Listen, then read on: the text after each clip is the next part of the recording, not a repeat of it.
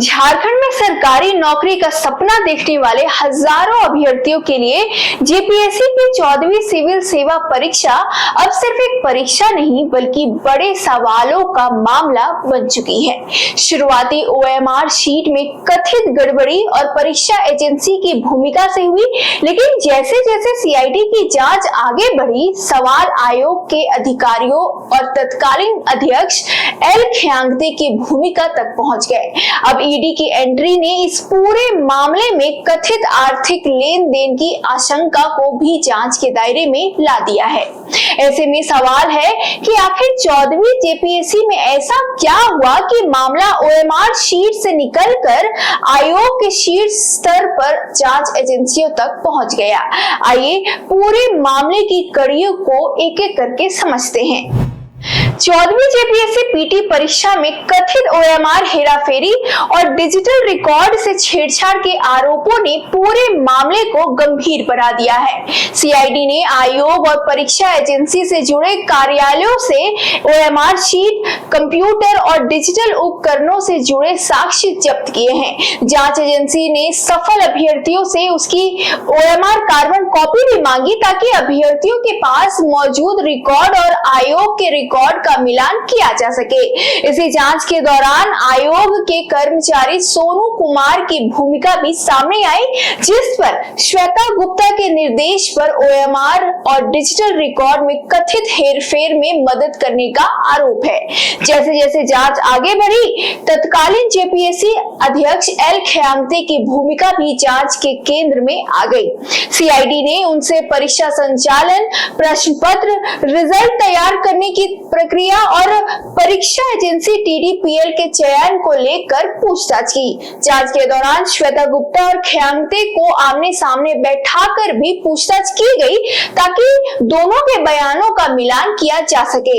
एक रिपोर्ट में यह दावा भी सामने आया कि अध्यक्ष को कथित तौर पर ओएमआर में गड़बड़ी की जानकारी दी गई थी। हालांकि इस दावे की स्वतंत्र पुष्टि जांच के अंतिम कंक्लूजन के बाद ही हो सकेगी, इसलिए फिलहाल किसी व्यक्ति की भूमिका को दोष सिद्ध तथ्य के तौर पर पेश करना उचित नहीं होगा।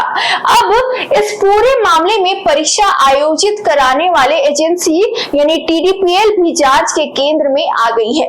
आरोप है कि एजेंसी को परीक्षा का काम देने से पहले उसकी बैकग्राउंड और निर्धारित प्रक्रिया की पर्याप्त जांच नहीं की गई। कंपनी के ब्लैकलिस्ट होने से जुड़े सवाल भी जांच में उठ चुके हैं। यही वजह है कि सीआईडी ने तत्कालीन अध्यक्ष से टीडीपीएल के चयन और उसे परीक्षा का काम सौंपने की प्रक्रिया को लेकर सवाल किए। अब जांच यह पता लगाने की कोशिश कर रही है कि एजेंसी का चयन किस प्रक्रिया के तहत हुआ और इसमें किस किस स्तर के अधिकारियों की भूमिका थी। अब सबसे बड़ा सवाल यही है, सरकार की ओर से 14वीं जेपीएससी परीक्षा रद्द करने की घोषणा की जा चुकी है, लेकिन जांच का दायरा अब टीडीपीएल द्वारा आयोजित दूसरी परीक्षाओं तक भी पहुंचता दिखाई दे रहा है। एफआरओ और एसीएफ जैसे परीक्षाओं को लेकर भी कथित अनियमितताओं और इंटरव्यू के अंकों में हेरफेर जैसे आरोप सामने आए हैं। इन आरोपों की अंतिम पुष्टि जांच पूरी होने के बाद ही होगी। अगर एक ही परीक्षा एजेंसी से जुड़े कई परीक्षाओं में गड़बड़ी के संकेत मिलते हैं तो मामला और भी बड़ा हो सकता है। अब इस मामले में ईडी की एंट्री भी महत्वपूर्ण मानी जा रही है। ईडी ने केस दर्ज किया है, जिसके बाद जांच का वित्तीय पहलू भी सामने आ गया है।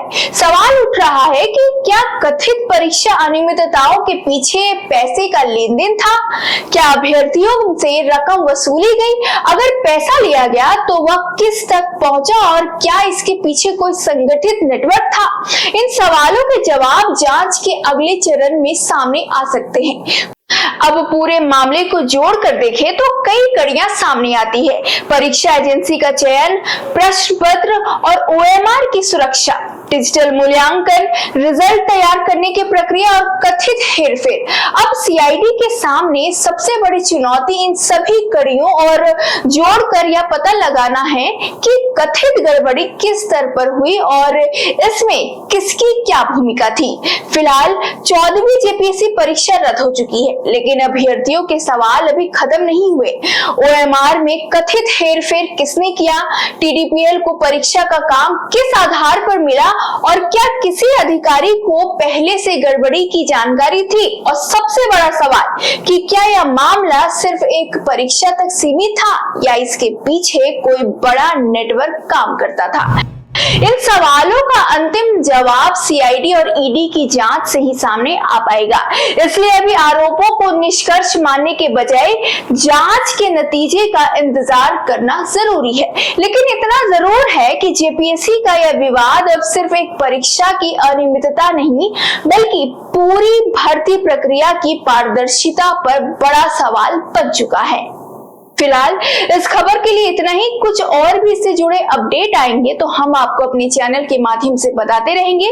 तब तक के लिए वीडियो को लाइक करें, चैनल को सब्सक्राइब करें और ऐसी खबरों के लिए देखते रहे द न्यूज़ पोस्ट। बहुत बहुत शुक्रिया।